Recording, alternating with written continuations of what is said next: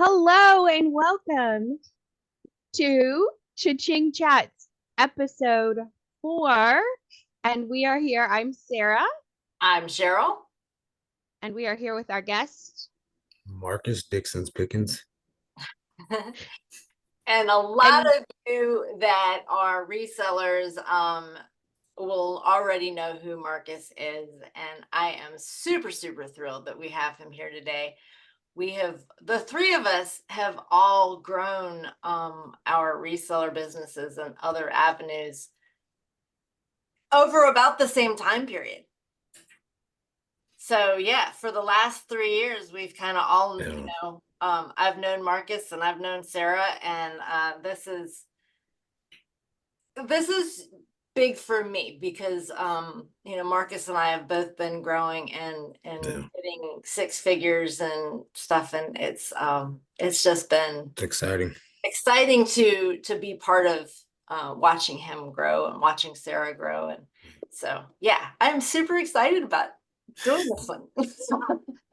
yeah, and Marcus, so Cheryl has brought your name up several times when we were going through a list of people that we wanted to interview, and she kept saying, "Okay, I want to add, I want to put Marcus in there. I just think he's got a really good channel, and he supported me." And she's just brought it up a lot, so she thinks very highly of you. So I'm excited to learn all about what you do. Okay. Well, yeah, I think highly of Cheryl as well. And she's also been like my, financial person for the last 2 years now. So I trust her a lot, and it means a lot that you brought me up, Cheryl. So yeah, thanks for having me on, guys. Sure thing. So Marcus, why don't you start and tell us a little bit about yourself? Well, what exactly do you want to know? Just business or what? Yeah. So how did you get started in? So here's the thing. I'm a felon. I've been to prison, and so I don't have a lot of opportunities available to me. So rather than go back to what I'm very familiar with, since being saved as a Christian, I know I can't go back to the streets. So I Googled how to make money from home, and reselling popped up, one of many things. And I got into selling like hype sneakers, like Jordans and things like that. And it was okay, right? But I live in a tiny little town, like a very small town. So it's not a lot of opportunity for hype sneakers here. I don't live in a big city to where I can get a bunch of pairs of sneakers at. And so I had to start buying them from people from resales on YouTube or Instagram or, StockX, these high platforms. And my margins were very, very tiny. And so I had joined a sneaker like reselling class, and two guys in there. One was actually in tech and sports and Chris's daily refinement group. And another guy that ran the class were both prior eBay sellers. And they were like, we sell clothes online and we sell this online and that online. And I was like, oh, I'm not really interested in that because I had seen Harry Tornado's videos at first. And I was like, I don't want anything to do with none of that, like hard goods. And what is all this? I'm trying to sell sneakers. So eventually I realized I was going to have to swallow the hype reseller sneaker pride and start branching out to what I could get, which was everything seller. And so I dove into the everything seller, and that kind of took off. And so once I started seeing the numbers climb, I was like, there's real potential here. And so from there, I just dug in and start trying to learn everything about, what's good, what makes a item a good listing and things like that. And I just started really seeing the potential. And from there, I've just kind of evolved over the time with guidance and courses and things like that from people that knew what they were talking about, and just put my little touch on it. That's amazing. So you started what, 3 years ago? Is that right? I started like right at the end of 2020, so like October of 2020. Okay. And how has your sourcing changed since 2020? Yeah, so from the beginning, like I said, I was doing online kind of sneakers, but then I went from totally jumping out the ship on that to doing like thrift stores, the Goodwills, all the local thrift stores to me. And I was just doing retail thrifts for the longest, for about a year and a half. Well, then I realized that if I'm really going to try to like grow this thing, because I was trying to do volume and do scale, because I was only making like low margins because everything I was buying at the thrift is overpriced here at least. So like Levi's are like $20, 12 to $20 for a pair. Yeah. So Wow. there wasn't a lot of margin. So I was like, if I'm going to be paying for stuff in the thrift, let me try the bins. So I started going to the bins, and then from there, like everything changed. I was able to start having some margin, and I was able to find a lot more items. So I've been doing the bins for the last 2.5 years or so. That's that's great. I live in the Midwest Yeah, I do and too. okay. And so my bins are 2 hours Mine in is either too. direction. Yeah. I live in Cape Girardeau, Missouri, so I drive to St. Louis to go Okay. thrifting up at the bins there, and that's like it's like almost 2 hours away. So, Yeah. but it's worth it. How often do you drive to the Just once a bins? week, I go every Monday, and I buy the Yeah, whole week's worth of inventory then. that's That's fabulous. see, now that's interesting. I had kind of automatically, I mean, I went to the bins when I got a chance to, Yeah, but the closest ones to me were an hour and a half plus also. yeah, So it never, I just didn't really go. right. The first year that, well, I guess the first full year that I was doing reselling, my husband was also working out of town, Mhm. and he was working up in York, PA, and there's a Ben's right there in York. And Yeah, so I would go up there, uh, go to the Ben's all day, mm, stay with him in the hotel that night, get up and hit the Ben's again the next morning, and then come home and process yeah, everything. yeah. That's the way to go though. If I had a Benz near me, my model would be totally different though. So right now, I go up there and I buy as many items as I can that have like a ideally $25 to $30 average sales price. Obviously, if I find something that sells for more, I'm going to pick it up. But I try to not go below anything that sells for less than $20, unless it's like a graphic tee, because those sell pretty quickly for me. But everything else, like before I switched to this model, which was in September of last year, I was just buying whatever. It didn't matter what the sales price was because I was listing 90 a day. So I was selling significant volume Wow. to where I was able to eat up the low sales price for the money I was making off of it in volume. So when I realized that I didn't enjoy that anymore, and it just I had no quality of life. Like my relationships were falling apart. I was neglecting my walk with Christ. I was neglecting my time in church, and I was idolizing eBay. And so for me, that's a sin. So I had to stop doing that.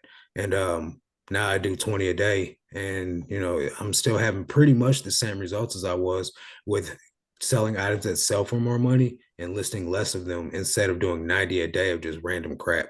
You know what I mean? So I feel like what I'm doing now is much better. It's much more, sustainable. I have a quality of life again. I feel good. I get to go to the gym. I hadn't went to the gym in like 2.5, 3 months almost, right before I changed everything. And for anyone that knows me, that's really major because I go to the gym every day. Like I love lifting weights. It's how I unwind. It's fun for me, so for me to not do something that I love just for work, it's a big deal. Yeah, I understand that aspect, not for myself, but because my husband is all about getting his gym time in. I mean, Mhm. we have our gym is right next door. Yeah. So I have absolutely no excuse, and Yeah. I still don't go in there. Um, It's but not for but yeah, everybody. I mean, it's his thing. Like if Yeah. he doesn't go in there and do his workout Monday through Mhm. Friday, Yeah. he's not worth living with. Understandable. So yeah, I totally get that. You have to have that balance in your life and whatever that means for you, Yeah. so Yeah. Whatever it looks like. Work-life balance is, I think it's much more important than people vocalize. Some people put too much emphasis on it. Like you can't just be all play and no work, but you got to be some work and some play, to have an equal balance of just joy, but also being responsible to be able to sustain that joy, because if you can't pay to do anything or pay your bills, you're going to be stressed. But if you all you do is never play, then you're also going to be stressed. So, and that's what I was feeling. Yeah. Do you feel like when people start out, so if people were to start out wanting to sell on eBay. Mhm. Do you feel like people start out with kind of the everything seller where they sell whatever they can get around their house? Mhm. And I feel like, now maybe this is me, you tell me, but I feel like it takes people 2 to 3 years to kind of find their groove and find out, okay, this, they get the squirrel brain and they want to do everything that they hear, Mhm. everybody else doing. Oh, this is a good idea. Oh, this is a good idea. And then they kind of like, I almost like calm down and they focus Yeah. on, they're like, okay, this is what's for me. Well, so from what I've noticed over the 4 years of doing this, is the majority of people that started around the time that I did start out as everything sellers. But what I'm seeing now, especially in my coaching program, is a lot of people are coming into it with the intent to be niche down from the jump, because they see, okay, well, this person's having success doing this type of business model. Let me try that. Let me not try everything. Let me try this and see if it works the same for me, which I'm seeing a lot of people have some success doing it that way. I do feel like there's some, value to being an everything seller, because you can get in the clothing game and hate it and literally just not enjoy it. But I feel like everybody should start out with being an everything seller, because just because I sell clothing and I do okay with it doesn't mean everyone's going to be able to have the same sourcing, the same prices that I'm paying, the same setup. Everything's different. And I notice it because my eBay store has a large amount of followers on it, because I do YouTube, that people come. I put my store on auction and didn't say anything about it in public. And I had people messaging me on my YouTube comments. Did you know your store's on auction? Did you know this? Did you know? And I'm like, yeah, who do you think put it on there? So like, people watch my store like hawks, you know what I mean? And so when they see that I do something, they try to implement these things. But if they don't know the reason why I'm doing it, they could hurt themselves trying to follow me. You know what I mean? And so I think it really, really is. It's imperative that people understand why they should do what they should do inside their individual store, not why Marcus does what he does inside his store. Especially if you got like 500 items, 1,000 items, that's a totally different business model than someone with 9,500 items or 9,100 items. So I think just learning what you enjoy selling is the biggest part of all that, because you could hate selling. That's why I stopped selling sneakers. It's a good ROI, but I hate cleaning them. And they're big and they take up a lot of space. So, I'm not going to sell sneakers. But I know Renzi's killing it doing sneakers. Now, even though they're not on, they're doing it all and whatnot now, they got their processes down. They got their sourcing route down. I couldn't get enough sneakers to build a six-figure sneakers selling business, but their YouTube videos makes it seem so easy. So that's why you got to find out what works for you. Well, they have a Yeah. lot of people sourcing for Now they've they got do. a Yeah, whole they've network. grown. Yeah. Yes. But when I first got into selling sneakers, and doing the hype sneakers, Renzi was popping up on my chart because I was doing StockX retail arbitrage.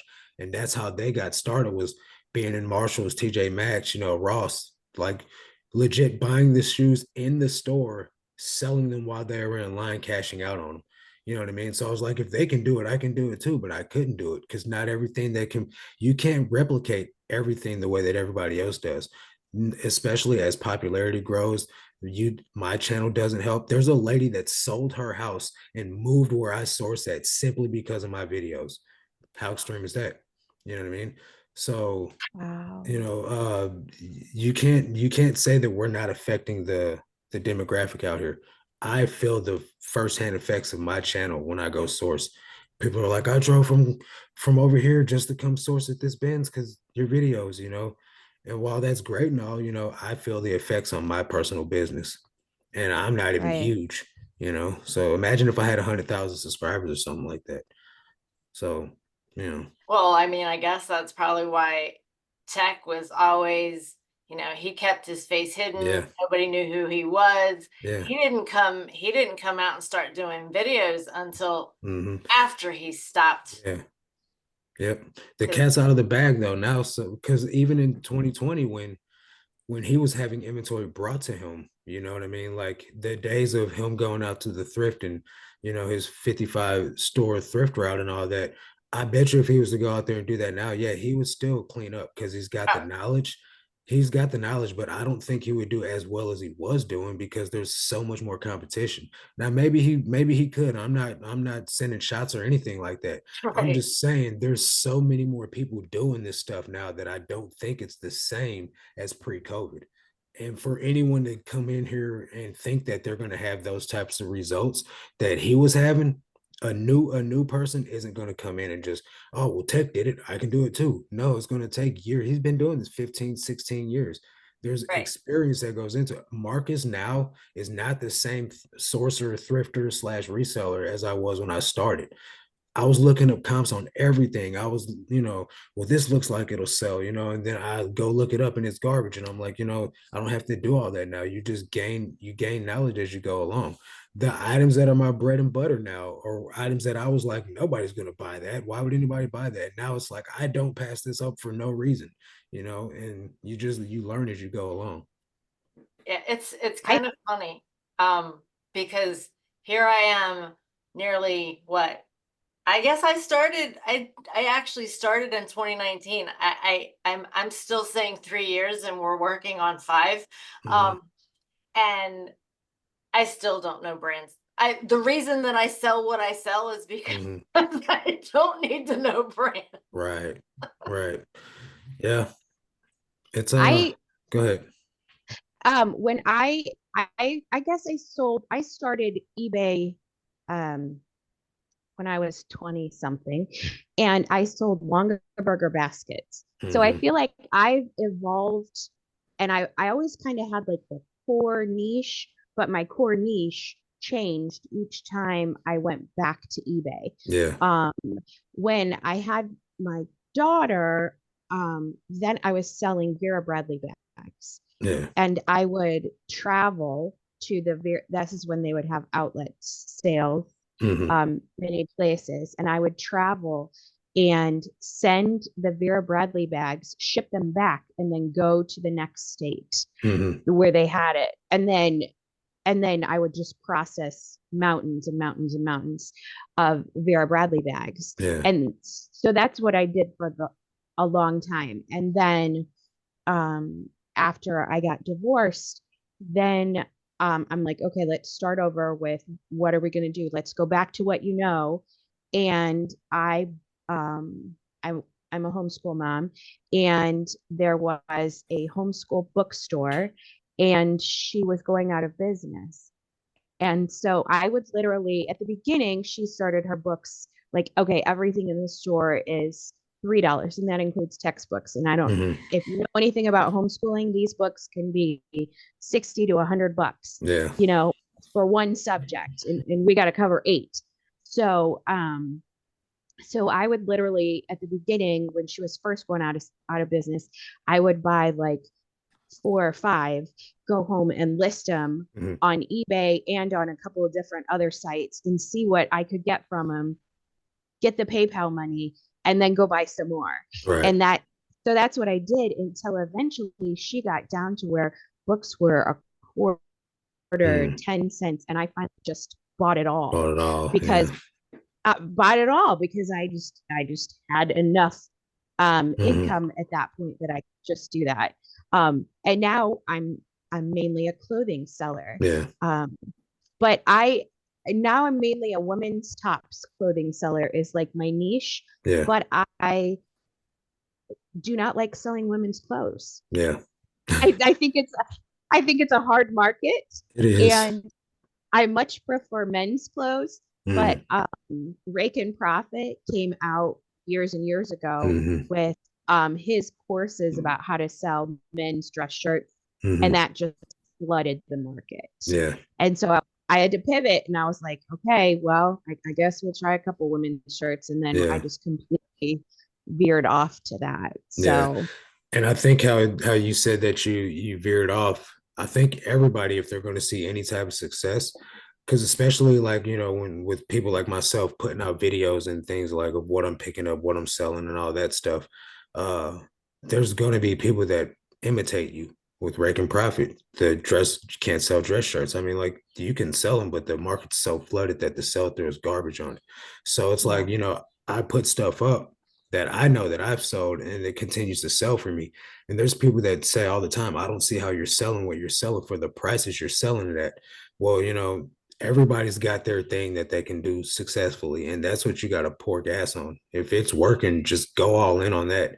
Because eventually that's not going to work either. Then you're going to have to pivot again. And so like as long as you're willing to not be like married to, oh, this is what I've done though. This is how I've done it for the last 2 years. Well, 2 years ago, eBay was totally different than how it is now. So if you're always willing to evolve and like not be like, well, this is how I got here, you got to keep changing to keep going where you're trying to go. So I think that's smart of you to not stay stuck in one type of, from books and Vera Bradley and, all that stuff to where you're at now. Women's tops may not be, successful for you in a year or two, but hey, while it is, get all you can out of it. Right, right. And I think that's important for people to understand is that with this business, with the reselling business, you've got to be able to pivot and you can't stop learning because you don't know when your market's going to get flooded. I mean, tomorrow someone may come out with a course on XYZ and you're done. You have to learn something else. Yeah, absolutely. That's why I saw somebody said something about the vintage pantyhose category was like an untapped gold mine for a while there. And then somebody made a video about it. I think Craigslist Hunter or somebody, auction professor, somebody that had a substantial following said something about how I buy these for like 25 cents and sell them for $30 all day long. And then next thing you know, the market's flooded and you can't give them away for $5, so that's all it takes is one person with notoriety talking about what they sell and your market's immediately flooded, I completely agree with that. I had already, because of my niche, I was already doing that before that came out. And so, I was selling them. Yeah. And now I'm not. And you got hit. Yep. That's what But happens. it's funny because the people that are still selling them are modeling them. Yeah, I could believe that. I'm like, yeah, I'm not doing that. Yeah. Yeah. Can you put these jeans on and show me what they look like on you? Yeah, I'm a dude, bro. I'm a dude. And they're like, oh. Yeah, no, sorry. Yeah, that's a whole nother thing right there. That's a whole nother platform. I'm yeah. Marcus, you mentioned a coaching program. So tell me about your coaching program. It's just pretty much just teaching beginners how to really get started. And then if you're like not necessarily a beginner, but you've got like a year or two under your belt and you're trying to reach 6 figures, that's what I hope you do. Really just hold you accountable because there's a lot of people that got into reselling because, oh, I want to work for myself. I want to have that freedom, but then they don't realize that reselling is more work than any W-2 jobs you could have. You know what I mean? And if you really want to be successful at it, you got to treat it like it's a real job. So I just not necessarily hold their hand, but I show them what they need to do, processes, procedures, and really just the consistency part of it. Like you have to actually do what you say you're going to do. And then it just, answering any questions that they may have, story views, things like that, helping them look up comps, things like that, for anybody that doesn't know how to do it. Because there's, people of all walks of life and ages and people that want to leave the career they're in for something more simple, people that are retiring. There's a lady that just retired and she just wants additional cash, so I just try to help people grow their business because I understand that there's still money to be made. Even though eBay's all messed up right now and super competitive, you could still make money in it. So that's what it's about. That's do you know, okay, this is a personal side note, but do you know anything about ball cards? No, I don't. Okay. I need to find someone. So I bought 150,000 ball cards and I started to sprinkle them in my store and list a couple a day. And then I realized, you know what? I need to save this for when I'm too old to go sourcing at the bins. Or you could just like put them on Whatnot because that's where a lot of card sellers are on Whatnot, like killing it over there. So you could do that. Oh. There's a guy that my brother, he was just telling me about. He's doing cards over there. I'm not sure exactly what kind of cards, but he's getting to the point to where he's printing out so many labels, he needs a label printer. And he was like, "What kind of label printer do you use?" And I was like, "I use a Rolo, but I'm gonna sell the guy. I have a $70 one I got off Amazon. It's like I'll sell him this label printer, you know." So he's doing substantial over there, you know, to just be starting out. He's only been on there 2 weeks, and he swears by Wow. Whatnot already. So I mean, you know, maybe try that. See, that's the difference. There's so many different selling platforms now, Yeah, and they're good for different things, I yeah, think.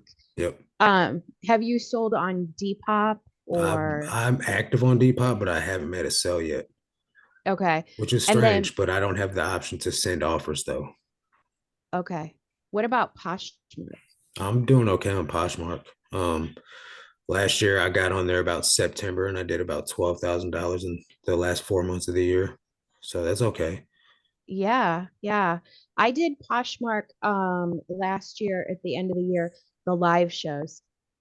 I've never had any great super Hmm. to write home about Yeah. as a platform, but I did very well in the live shows, but it Hmm. also takes a lot of time. Yeah. I So, haven't signed up for live shows yet. I have the notification telling me that I can sign up for it. I'm just, I don't know. I guess I don't know if it's that I'm intimidated of it per se. I just know that I'm going to lose a lot of money while I build a following, and I don't know how long that's going to uh, take. You know what I mean? So yeah. right now, like I'm approved for Whatnot, and I just been telling people follow my Whatnot. When I hit 100 followers, I'll do a show, and you know I get a few here and there. Every time I mention it, I'll get like 4 or 5. So right now I'm at 44 followers on Whatnot. Eventually, I'll get to 100, and I'll just probably use some of the items that is on my eBay store that I need to Mhm. take down and try to like sell it over there, see how it goes. But I'm also in the process of like picking up like t-shirts and things that I know I always have success selling on eBay, and I'm gonna put some of those in the Whatnot show too. Just try and see if I could stop listing on eBay, I'd be very happy. I would love to not list. I don't want to store anything. I don't want to do none of that stuff. If I could be successful on Whatnot and source at the bins like my buddy Chris from Flip the World does. He holds items up in the bins on Whatnot. He doesn't buy anything that hasn't sold, so all his inventory is already Uh, paid for, and he's doing 50K every 90 days. So I'll do that too. That. that's Oh my goodness. Yeah, That's like a mobile business. yeah, You could go around to different, you could travel, yeah, and then once a week you hit the bins, yeah, you do your Whatnot show, and you sell the stuff, you make your money for the week, and then yeah, you go to another location. yeah. It's like you travel He around does the three United lives a States. week, I think. He does 3 lives a week, Monday, Wednesday, Friday, or something like that, live in the bins. And he's making, 50K every 90 days. And so, it's much better than working every day, all day on eBay, cleaning process. Absolutely. He's not even cleaning anything. Holds it up in the bins, ships it to you dirty.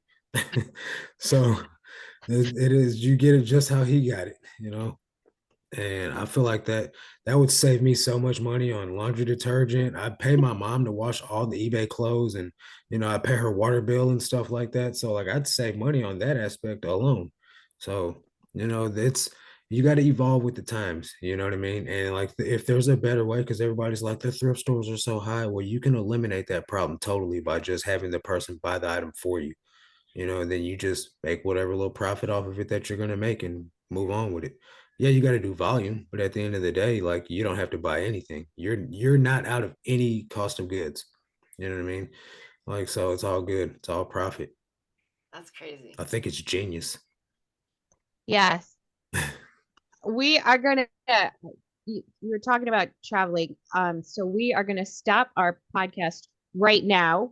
And we're gonna stop it. And the next we're gonna switch over to Cheryl's channel. So make sure you go follow Cheryl's channel and you get the end of what Marcus is gonna talk to us about. That's a great market.